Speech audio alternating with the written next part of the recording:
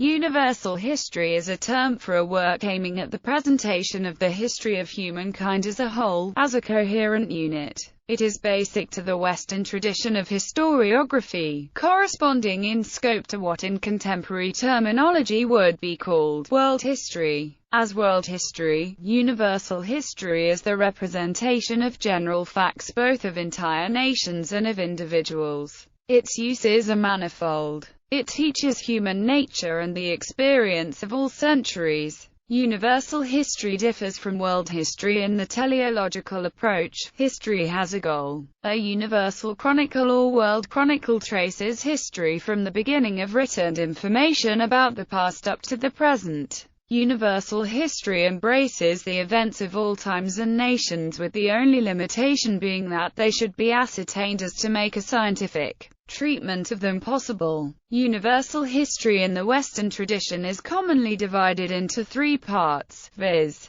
ancient, medieval, and modern time. The division on ancient and medieval periods is less sharp or absent in the Arabic, Indian, Chinese and Japanese historiographies. A synoptic view of universal history led some scholars, beginning with Karl Jaspers, to distinguish the axial age, synchronous to classical antiquity, of the Western tradition. Jaspers also proposed a more universal periodization, prehistory, history and planetary history. All distinguished earlier periods belong to the second period, which is a relatively brief transitory phase between two much longer periods. Jaspers' periodization gains popularity in the current research.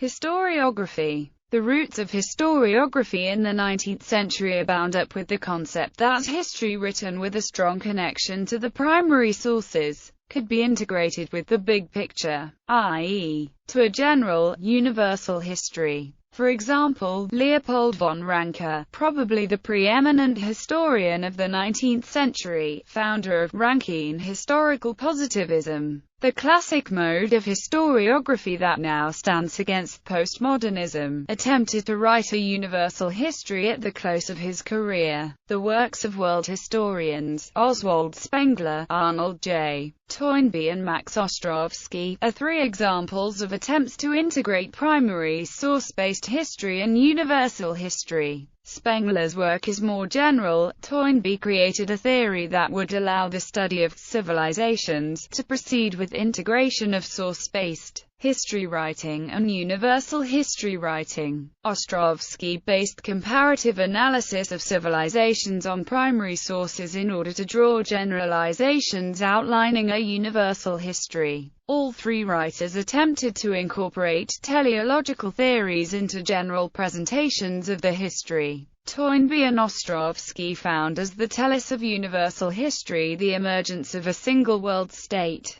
Instances and description. Ancient examples. Hebrew Bible. A project of universal history may be seen in the Hebrew Bible, which from the point of view of its redactors in the 5th century BC presents a history of humankind from creation to the flood, and from there a history of the Israelites down to the present. Greco-Roman historiography. In Greco-Roman antiquity, the first universal history was written by Ephorus. This work has been lost, but its influence can be seen in the ambitions of Polybius and Diodorus to give comprehensive accounts of their worlds. Herodotus' history is an earliest instance of world history. He described histories of all peoples of the known to him world. Yet, his history is not universal because it lacks an overall direction or purpose. Polybius was the first to attempt a universal history par excellence. For what gives my work its peculiar quality, and what is most remarkable in the present age, is this: fortune has gained almost all the affairs of the world in one direction and has forced to incline towards one and the same end. A historian should, likewise, bring before his readers under one synoptic view the operations by which she has accomplished her general purpose. Metamorphoses by Ovid has been considered as a universal history because of its comprehensive chronology, from the creation of mankind to the death of Julius Caesar a year before the poet's birth. In Leipzig are preserved 5 fragments dating to the 2nd century AD and coming from a world chronicle. Its author is unknown, but was perhaps a Christian. Later, Universal History provided an influential lens on the rise of Christianity in the Roman Empire in such works as Eusebius's Ecclesiastical History, Augustine's City of God, and Orosius' A History Against the Pagans. Chinese historiography during the Han Dynasty of China. Sima Qian was the first Chinese historian to attempt a universal history, from the earliest mythological origins of his civilization to his present day, in his Records of the Grand Historian. Although his generation was the first in China to discover the existence of kingdoms in Central Asia and India, his work did not attempt to cover the history of these regions. Medieval examples. Western Europe. The Universal Chronicle traces history from the beginning of the world up to the present and was an especially popular genre of historiography in medieval Western Europe. The Universal Chronicle differs from the ordinary chronicle in its much broader chronological and geographical scope, giving, in principle, a continuous account of the progress of world history from the creation of the world up to the author's own times, but in practice often narrowing down to a more limited geographical range as it approaches those times. The Chronica of Eusebius of Caesarea is considered to be the starting point of this tradition. The second book of this work consisted of a set of concordance tables that for the first time synchronized the several concurrent chronologies in use with different peoples. Eusebius' Chronicle became known to the Latin West through the translation by Jerome. Universal chronicles are sometimes organized around a central ideological theme, such as the Augustinian idea of the tension between the heavenly and the earthly state, as depicted in the City of God, which plays a major role in Otto von Freising's Historia de duibus civitatibus. Augustine's thesis depicts the history of the world as universal warfare between God and the devil. This metaphysical war is not limited by time but only by geography, as it takes place on planet Earth. In this war God moves those governments, political, ideological movements and military forces aligned with the Catholic Church in order to oppose by all means, including military, those governments, political, ideological movements and military forces aligned with the devil. In other cases, any obvious theme may be lacking. Some universal chronicles bear a more or less encyclopedic character, with many digressions on non-historical subjects, as is the case with the Chronicon of Helena of Freudmont. Other notable universal chroniclers of the medieval West include Bede, the Christera Chronic, Helena of Freudmont, Isidore of Seville, Jan Serenickel, Matthew Paris, Ranulf Higden, Rudolf von Ems, Sigebert of Gembloux, Otto von Freising, and Vincent of Beauvais. The tradition of universal history can even be seen in the works of medieval historians whose purpose may not have been to chronicle the ancient past, but nonetheless included it in a local history of more recent times.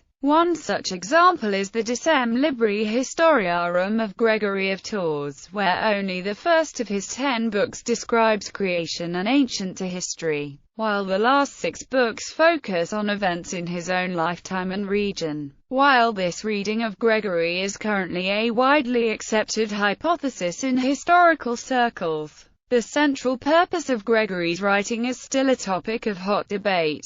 Historiography of early Islam in the medieval Islamic world. Universal history in this vein was taken up by Muslim historians such as Tariq I Jahangir Shayayuvani by Al-Iridinata Malik Uvana, Jami al-Tawariq by Rashid al-Din Hamadani, and the Muqaddimah by Ibn Khaldun. Modern historiography. An early European project was the Universal History of George Sale and others, written in the mid-18th century. Christian writers as late as Bossuet in his Discours sur l'histoire universelle are still reflecting on and continuing the medieval tradition of universal history. Speech of Universal History is considered by many Catholics as an actual second edition or continuation of the City of God. In this work, Bossuet continues to provide an update of universal history according to Augustine's thesis of universal war between those humans that follow God and those who follow the devil. This concept of world history guided by divine providence in a universal war between God and devil is part of the official doctrine of the Catholic Church, as most recently stated in the Second Vatican Council's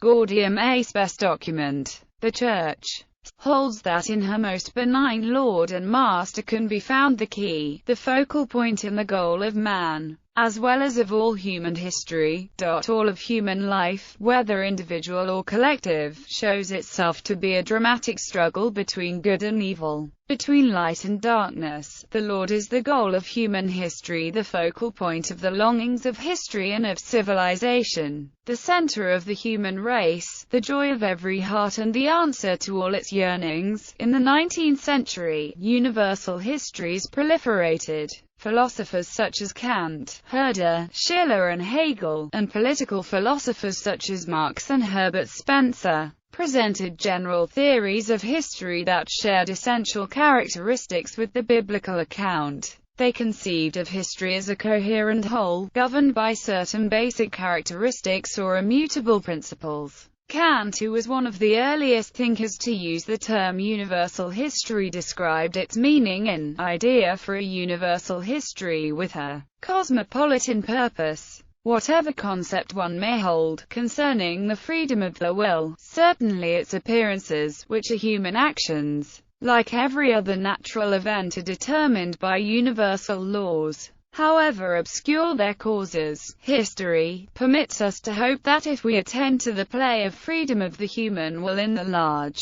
we may be able to discern a regular movement in it, and that what seems complex and chaotic in the single individual may be seen from the standpoint of the human race as a whole to be a steady and progressive though slow evolution of the original endowment. Each individual and people, as if following some guiding trend, goes toward a natural but to each of them unknown goal. In keeping with this purpose, it might be possible to have a history with a definite natural plan for creatures that have no plan of their own. The idea of progress with its stages of development is an instance of universal history. The belief in progress shared by Kant and Hegel, Marx and Spencer, presupposes that the goals of universal history will be solved in the future, that is, at a certain moment a complete order will be attained in which all contradictions are reconciled. Hegel presented the idea that progress in history is actually the progress not of humankind's material existence,